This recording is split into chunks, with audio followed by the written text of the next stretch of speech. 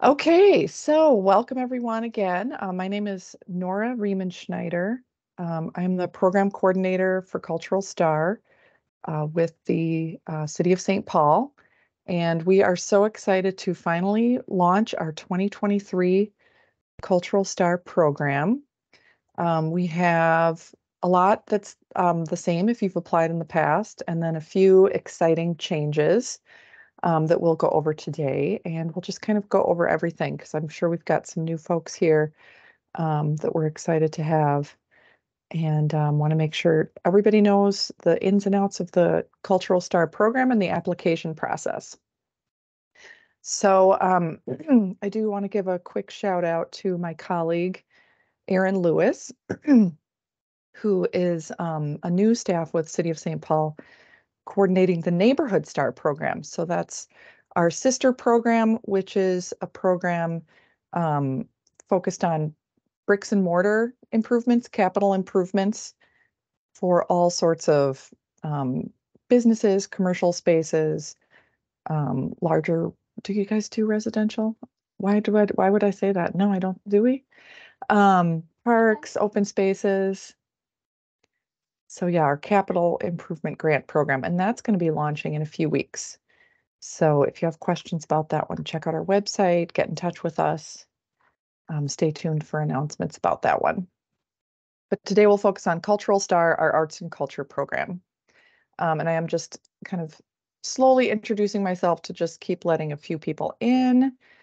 And also just want to let you know that yes, the slides will be posted on the website as a PDF. And we will also be recording this session today. And so you'll be able to go back and view any parts of it that you want to see again, or send folks to it, your colleagues that aren't able to be here today. Some of you are already seeing there's a chat feature, so please pop questions there if you'd like, or you can unmute yourself and say, just jump in to to ask a question. There's also a raise hand function, so you could do that too, and I'll keep an eye on that to make sure we can get all of your questions answered today. But yeah, with that, I'll just get started here. So the Cultural Star program, we've been around for a long time, in more or less since 2009 in the form we're in today, but the tax has been around since 1993. So just 30 years. Amazing. And it's a half-cent sales tax that's charged in the city of St. Paul. It funds the Neighborhood Star program, it funds the River Center complex, and it funds Cultural Star. So we get about 10% of that revenue every year, and we're able to target nonprofit arts and cultural organizations with that funding.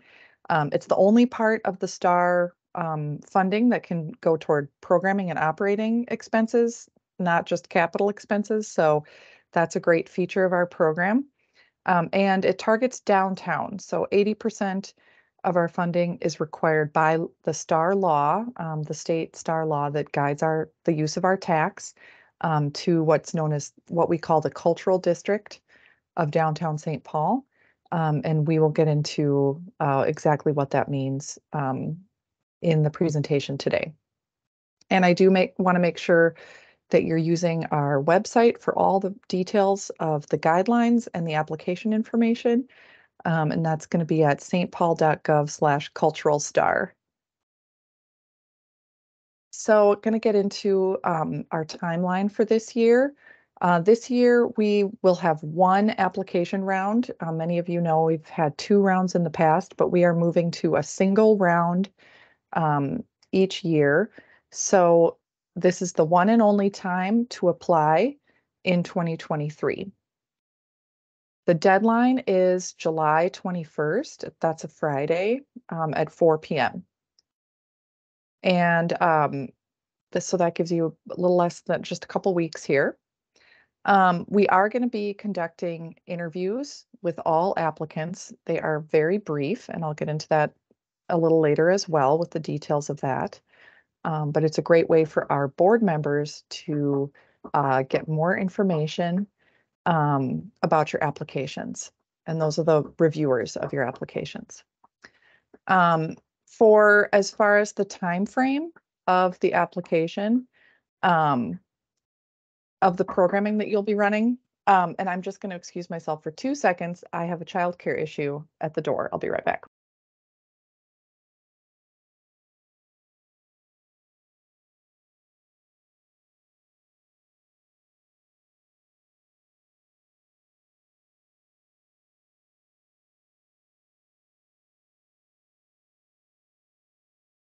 Okay, I'm really sorry about that. Just, you know, uh, life happens. Okay, so we've got our project dates. Your project will need to take place sometime between August 1st of this year and July 31st of next year. And if it's a capital project, you'd have 2 years. This is kind of an unusual time frame. We are launching late, but want to prevent any gaps in what's eligible based on our 2022 schedule. So we just want folks to be aware that some of you may have really been planning on an early project that's in August to be funded with the 2023 funding, and that's something that you're not able to adjust or something like that. But you will not know if you've gotten the funding, if your project happens in August, because the decisions will be made in September. So we would probably recommend, if there's flexibility with where you're targeting this money versus other grants that you're applying for, to aim for later in our eligibility cycle, or time frame rather. But if you had really been planning on, an August program, as your Cultural Star funded project of the year, it is eligible. And what we can say about that is basically the funding that you use Cultural Star, any expenses that you use Cultural Star for, would be incurred within these dates, and that the public presentation of whatever you are putting on would take place within these dates. So that's August 1st. You can start preparations, obviously, before that date, and do wrap up afterward.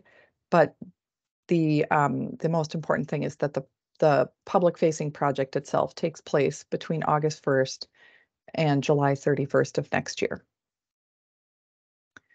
And just to back up a little bit with our overall program goals, the overall goal of the Cultural Star program is to strengthen the arts and cultural sector to promote economic vitality in St. Paul and to support downtown as a vital cultural center.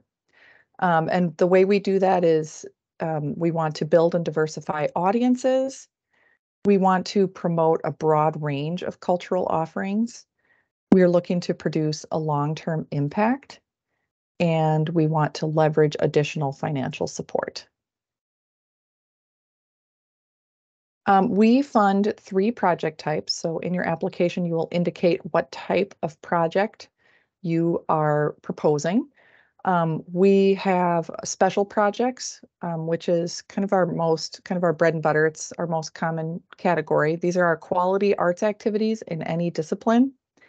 And we fund a real huge array of special projects. A lot of times it's performing arts and festivals.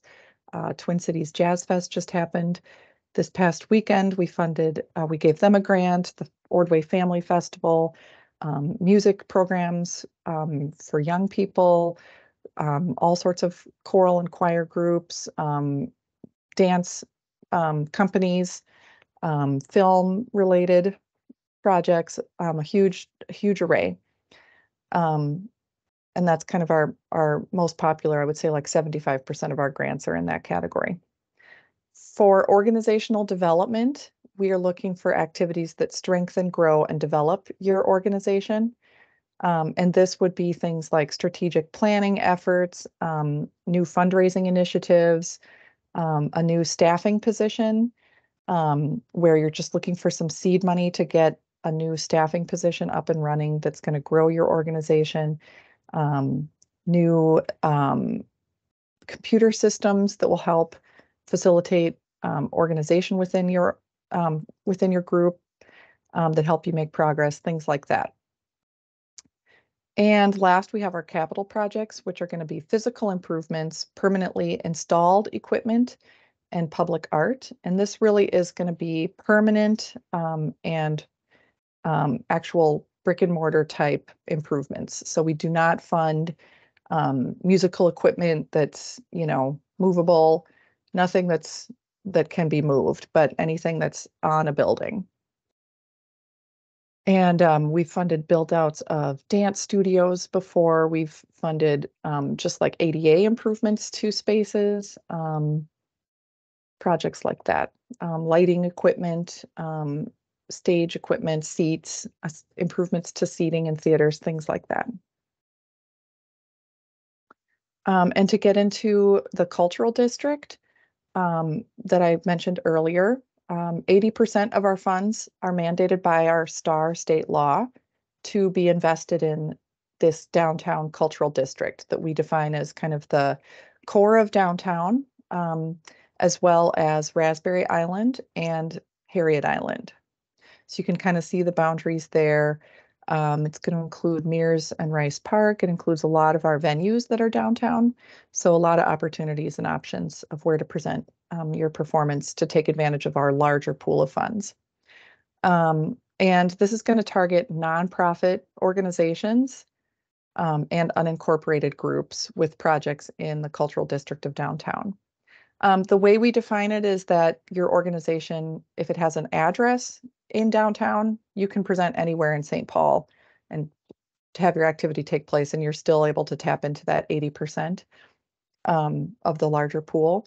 Or you're coming from somewhere else, you're based in outside of St. Paul or somewhere else in St. Paul, but your project is going to take place within these boundaries. So that's how we define those that would be eligible for a cultural district project. And then the remaining 20% of our funding can go to for-profit businesses doing projects within the cultural district. And more commonly, it would be nonprofits and unincorporated groups. Well, nonprofits that are doing projects in St. Paul, but outside of the cultural district. So if your project is in a neighborhood, then you would be tapping into the 20% of our funds. And just to give you a breakdown, I didn't put this information in the presentation, but it is available within our guidelines. I can give you the amount of funding that we have available in each group or each category. This year we have about $950,000 to award for cultural district projects.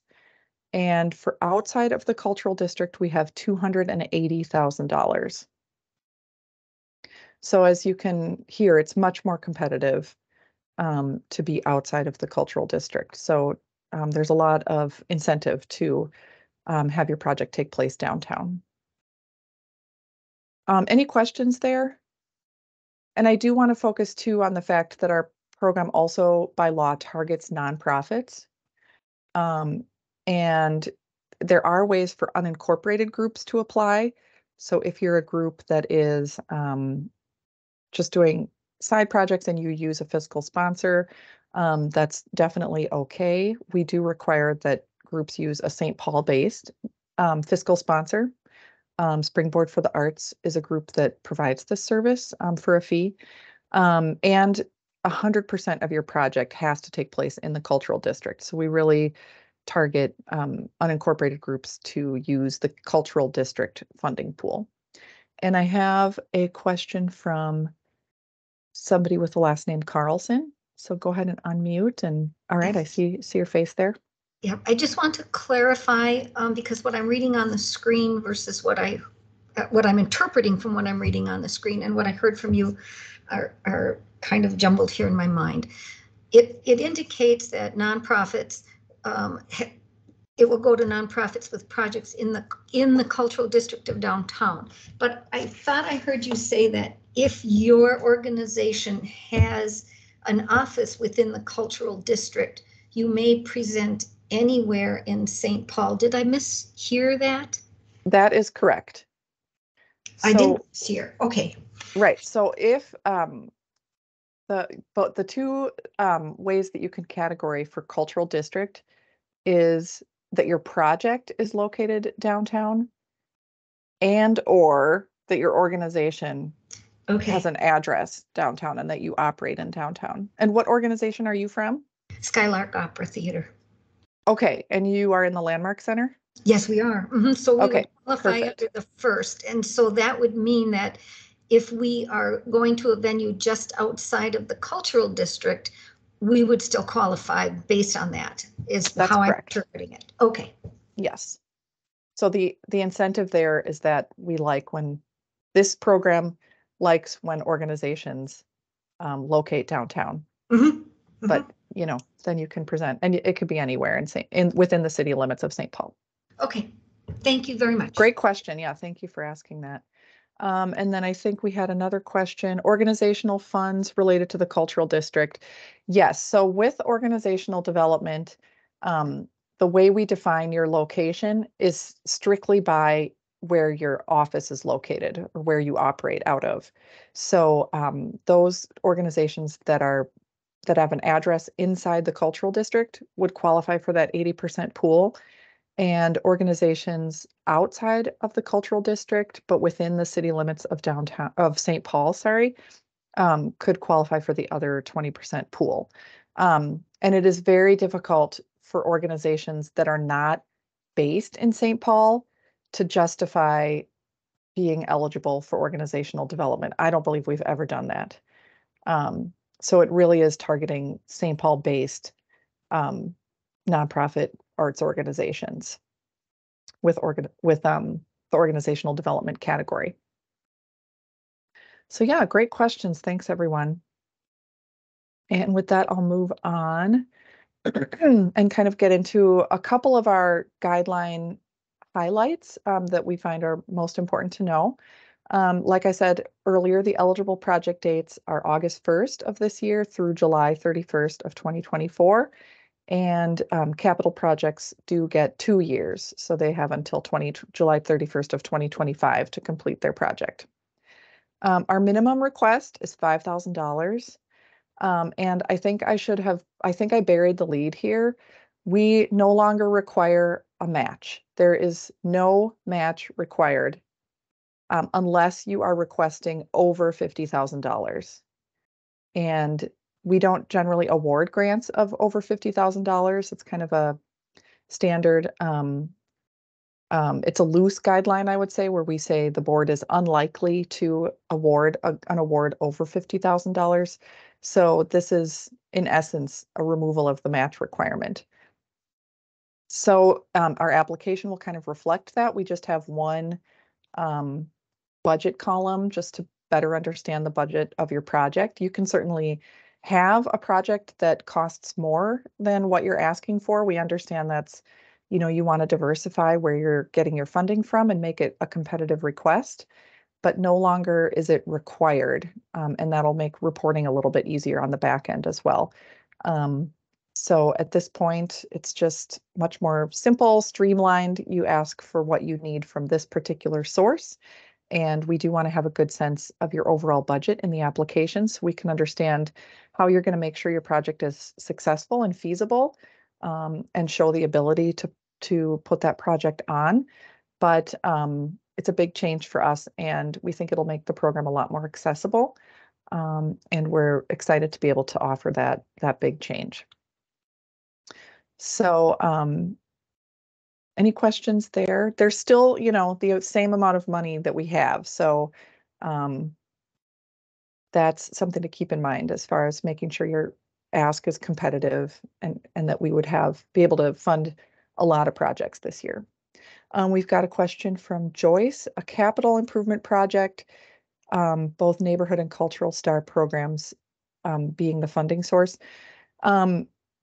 More or less, the answer is that no, you cannot apply for both programs for the same project.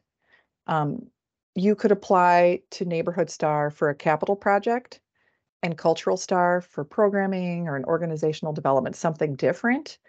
But generally speaking, we are not able to, it's against the rules to apply for both programs with the same project. We have made interpretations to our guidelines that can be a little confusing, but basically in major capital campaigns, What we have been able to do is that Neighborhood Star is applied to and awarded for the overall building improvements, and Cultural Star can be targeted to a performance space related request that would be kind of considered a separate project. So for instance, last year we funded the Victoria Theater Art Center.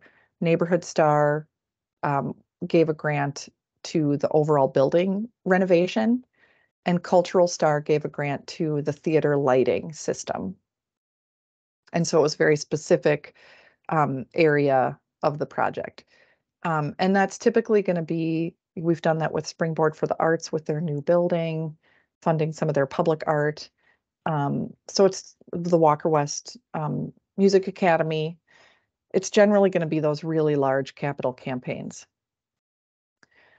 And we only allow one application per, oh, actually, let me see, Rachel, I see your question and I think I'm about to get to that. So hold that thought and I'll get into details there. Any questions on the current slide? We've got our dates, minimum request, and then the matching fund requirement just for over $50,000 requests. And generally what we do, I want to go over the payment structure. If you're awarded funds, we would advance 80% of the funds for our special projects and organizational development category, and then 20% is awarded at the end of the project, the final 20%. And just to note that we do not pay the full amount if it's not used. And so if you don't end up using all of the grant, you would only get what you used. So sometimes it's not the full 20%. And then capital projects are dispersed as project expenses are incurred. And so that's a little bit different. It's more like a reimbursement program or a disbursement program. And next I want to get to, I've got some questions that relate to this slide here about how often and how many times a group can be awarded.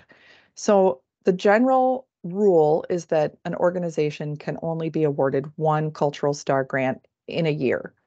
And so that's generally true for the most of the organizations that we serve.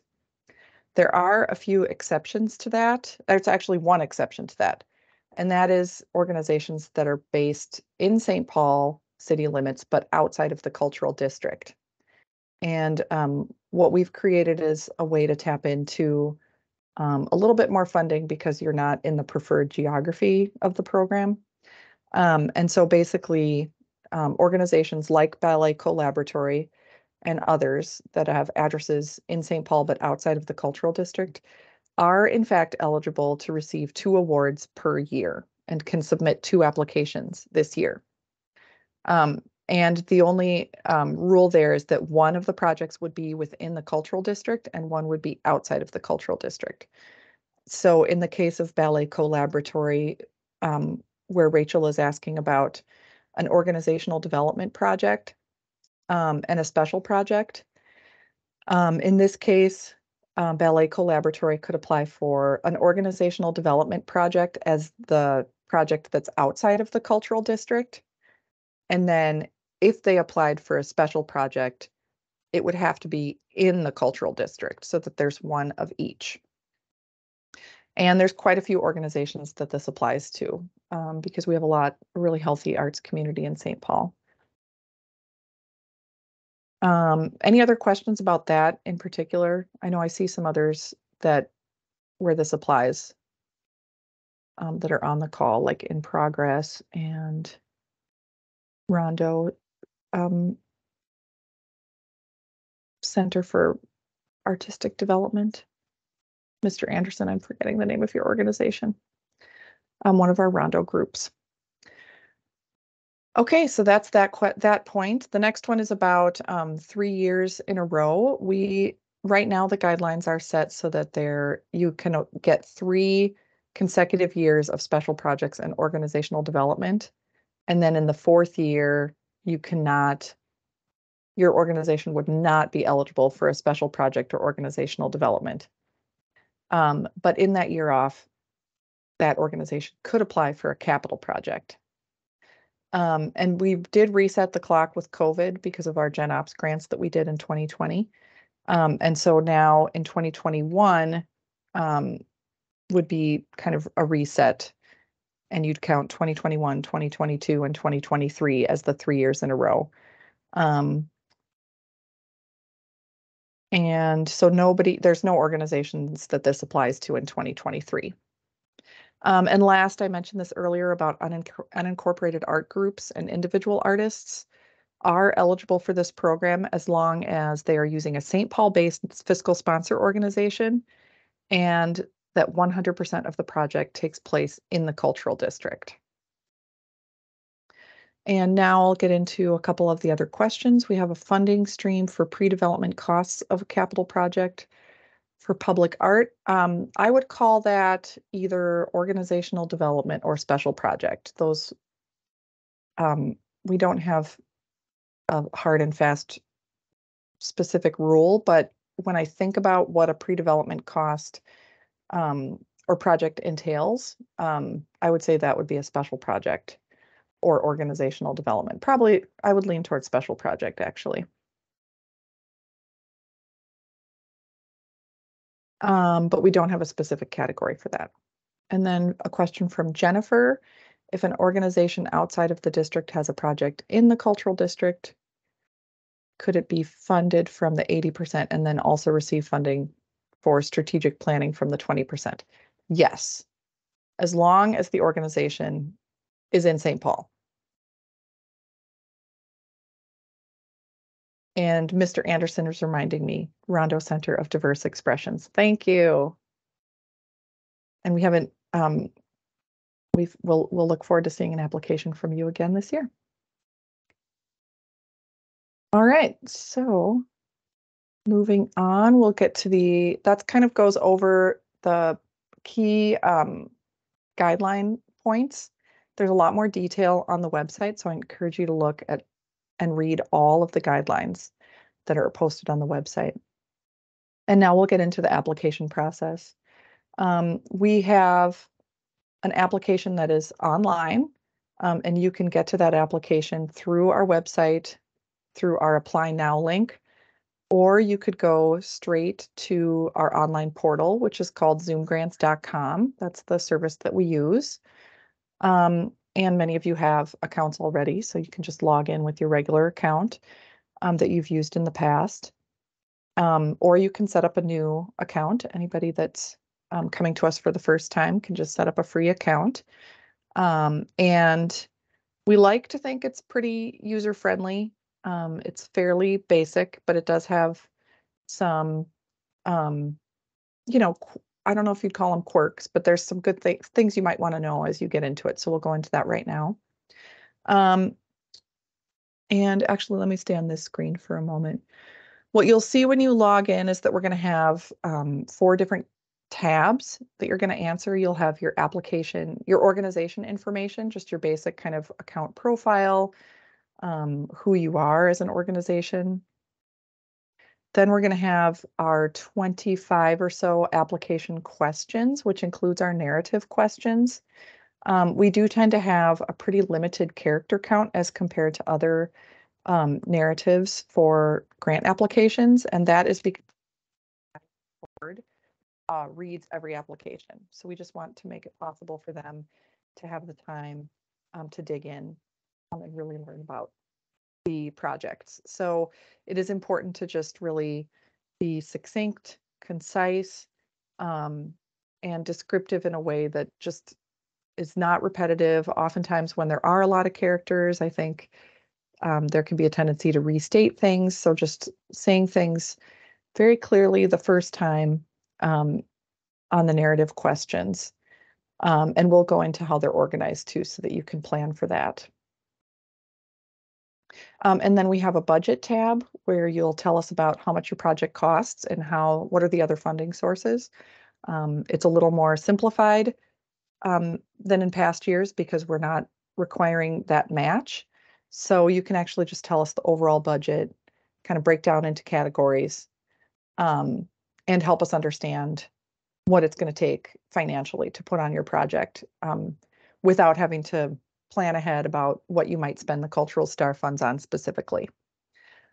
It's really a great place to add a lot of detail and try to describe it as clearly as possible, because the board members are going to be reading that and really want to understand that your project, that you're going to be able to pull it off, and that you've thought of all the ins and outs and details of how to put that project on, and what it takes to, pay the artists and pay for all the specific costs that go into putting on a project. And the last tab is going to be our required documents.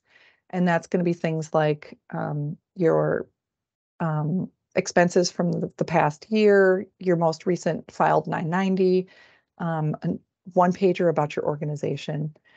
And we have a form there about compliance acknowledgement that you have to download and sign and upload. So that's pretty straightforward, basic stuff. We've tried to simplify that as well to have a little bit less burden on the documentation side of things.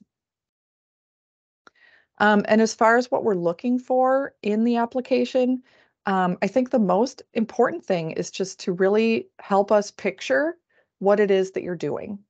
And in fact, one of our first questions is it's about 75 words to describe your project. And we just really want to know, where is it going to be? Who do you hope to have attend? What's it going to be like? What artists, what kind of art form is it? What are you hoping to do with your project? Kind of those high level basics. And just try as much as possible to describe what you're doing in that really high level, kind of a who, what, where, when, and why. And from there, we will have some questions about your timeline, and where your project is going to take place. And then we get into 4 narrative questions that are really going to target the evaluation criteria that we have. And our 4 evaluation criteria that are all weighted equally, they are each worth a maximum total of 5 points for a total of 20. Those 4 evaluation criteria are impact, quality, ability, and diversity.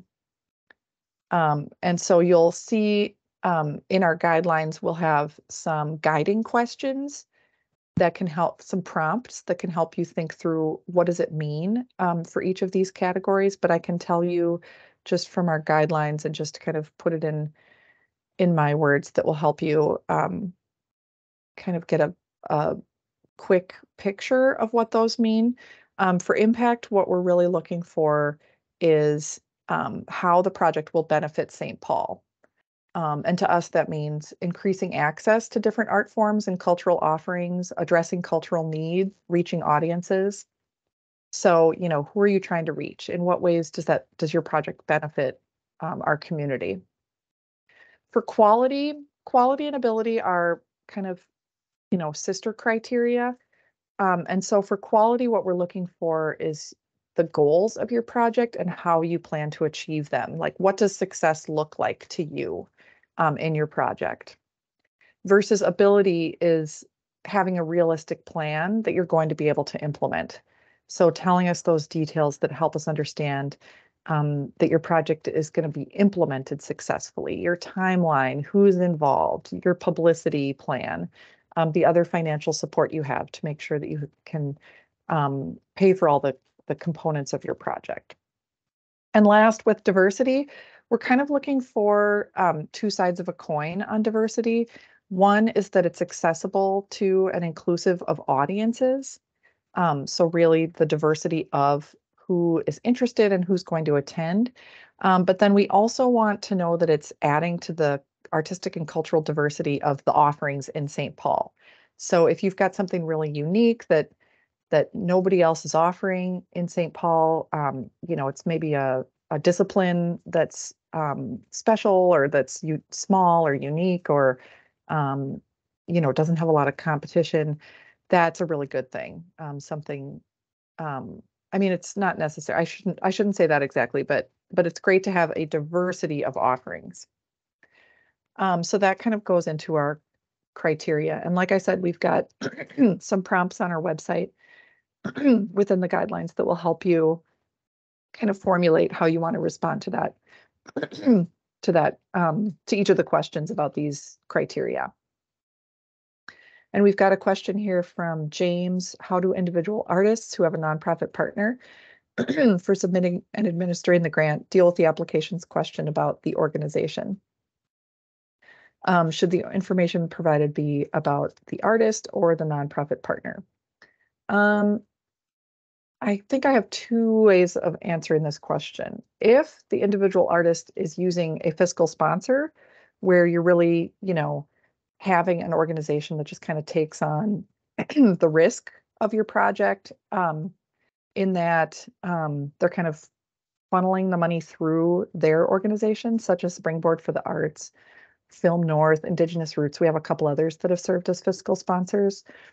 Then you would talk about the organization as the artist, or the group that's putting this on, because Springboard's not really involved artistically. They're more involved as a fiscal agent who's really just kind of giving you that nonprofit status, and they've kind of done the heavy lifting from an organizational standpoint and a financial accountability standpoint. Not about the specific project, but at an organizational level. So if there's no kind of artistic connection to that sponsor that you're using, then you would talk about the artists and the project as the organization. If there's a real partnership and the nonprofit partner is more involved in the project, then I would say you kind of talk about both as it makes sense to helping describe the relationship between the artist and the nonprofit partner, making sure that both roles are kind of understood and communicated.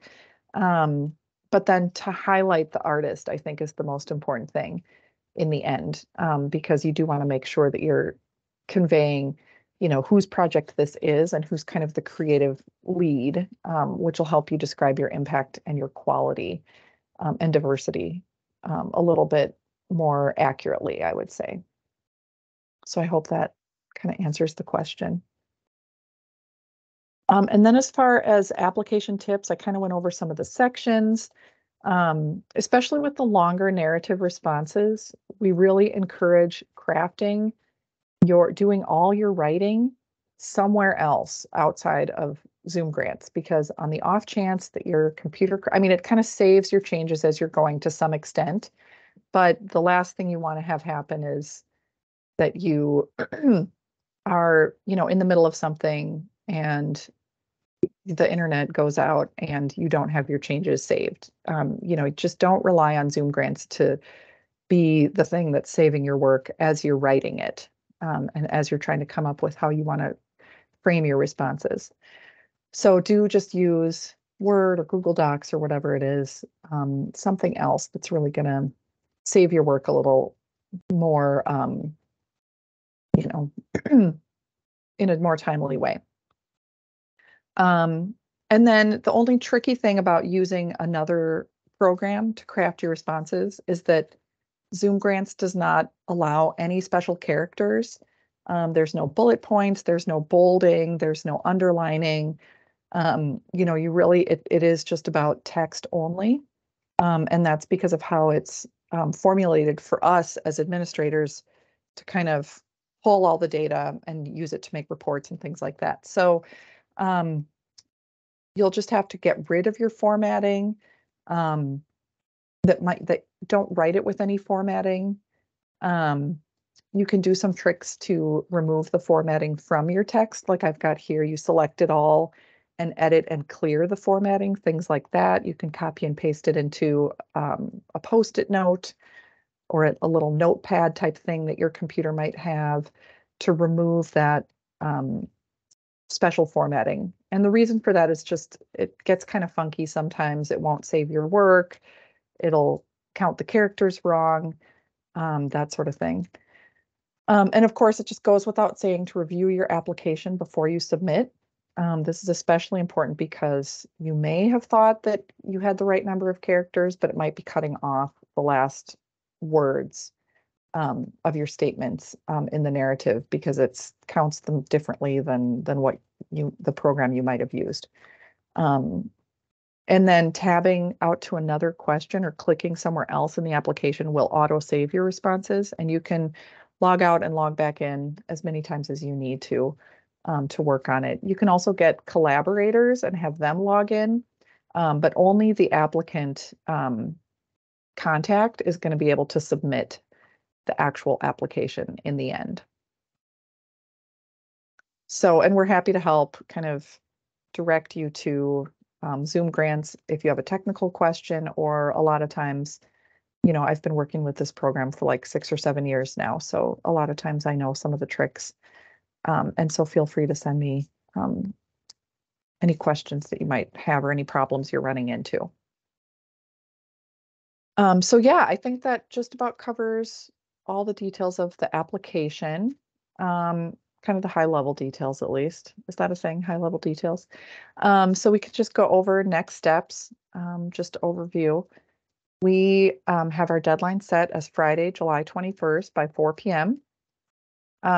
We will, again, as we have in the past, be looking for any kind of glaring corrections that might need to be made. Oftentimes it's that the amount requested doesn't line up to something in the budget, or the budget doesn't balance. So be sure to look for that. You want all of your expenses to exactly total your income, because that's your budget. That's what you plan on.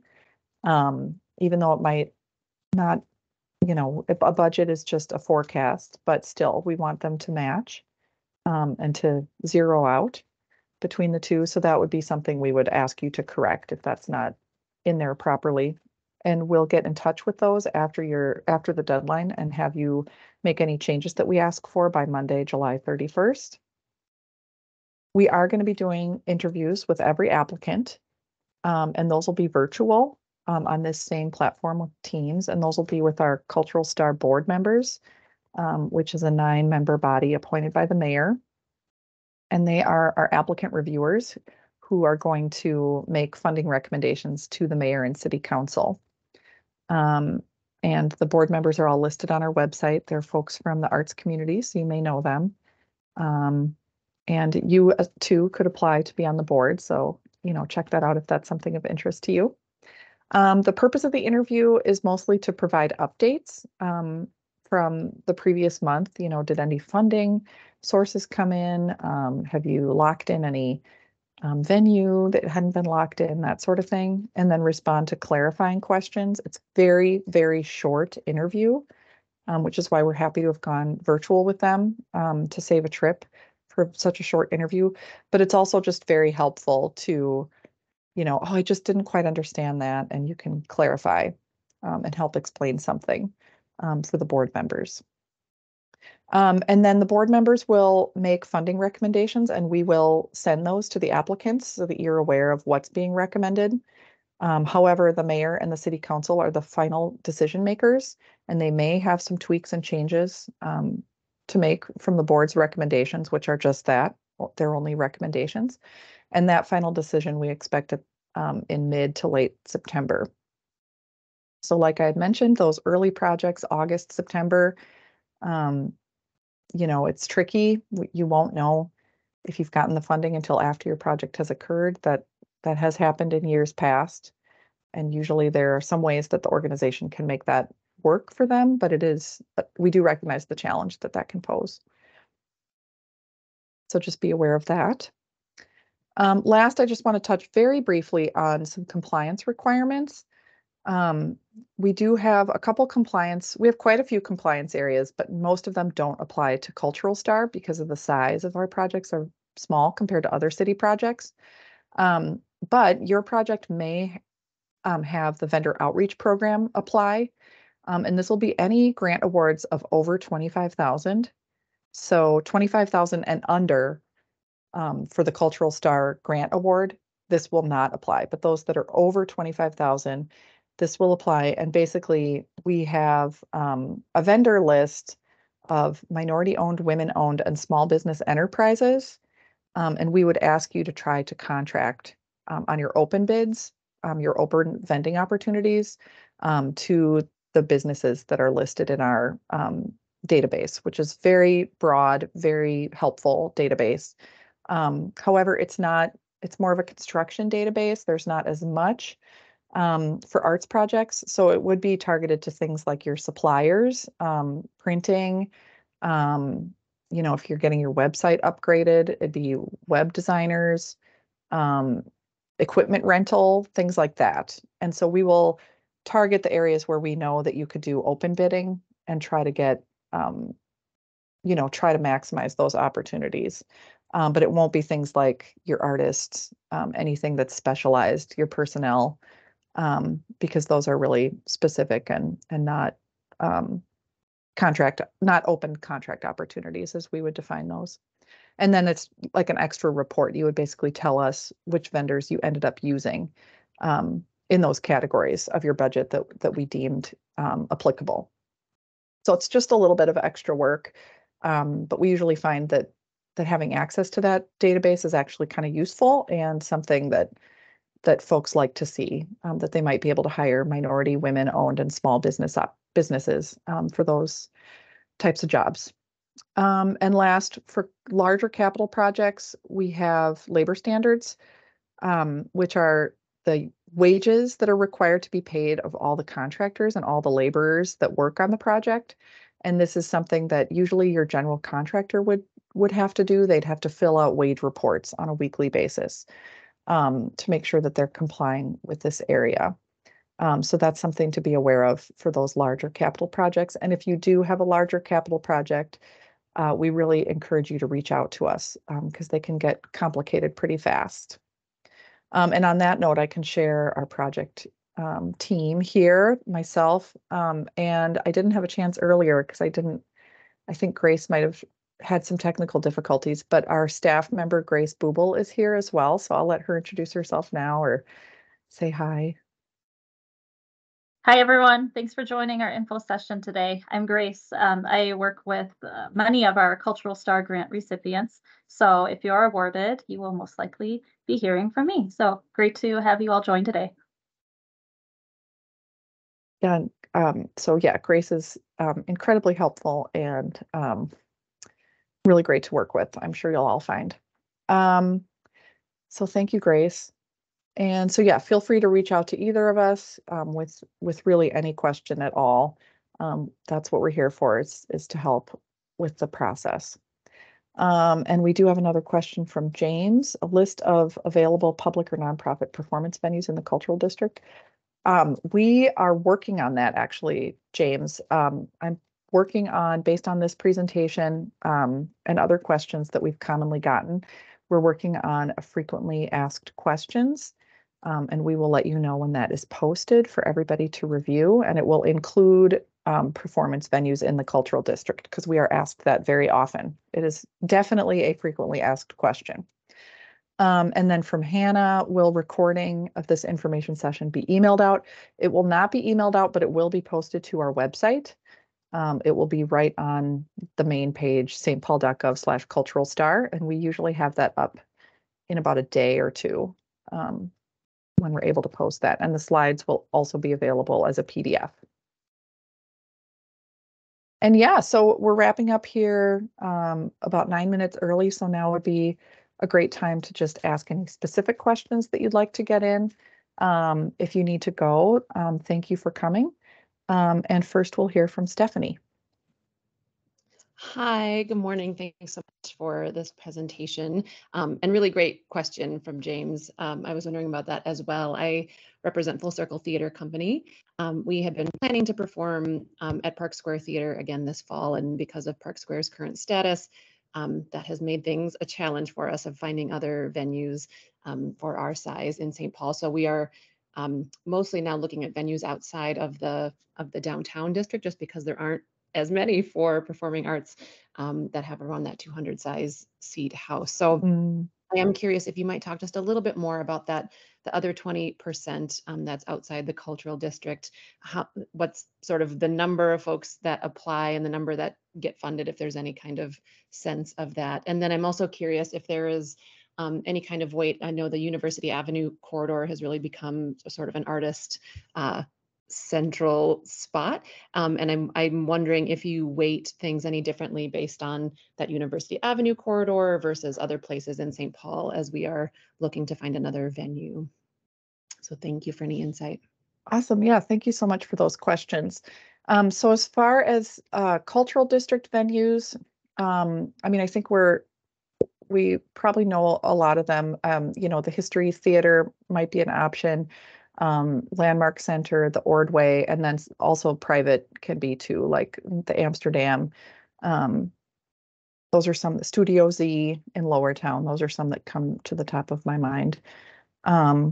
And we'll get a longer list available. For outside of the cultural district, I'll say that we do not have any preferences geographically other than the fact that we really like to see happenings all over the city. And so if, for instance, we don't have as many organizations and venues in the east side and the north end of St. Paul, and so we're always looking for more to be happening there. And we receive fewer applications from there. So they can be, we always want to see kind of every ward represented. That's what I can say about that. And then as far as past years, I think when I look at 2021, which had about the same amount of funding, I think our average award size for outside the cultural district was about $12,000. And inside the cultural district, it was probably closer to $18,000 or $20,000. And we would have just awarded many more inside the cultural district. That year, we awarded 90 grants, and we will probably be awarding somewhere around that, maybe a little less, because our funding structure has resulted in some decrease in funding from past years. About $1.4 million, when in the past we have had upwards of 1.8 or 1.9 million.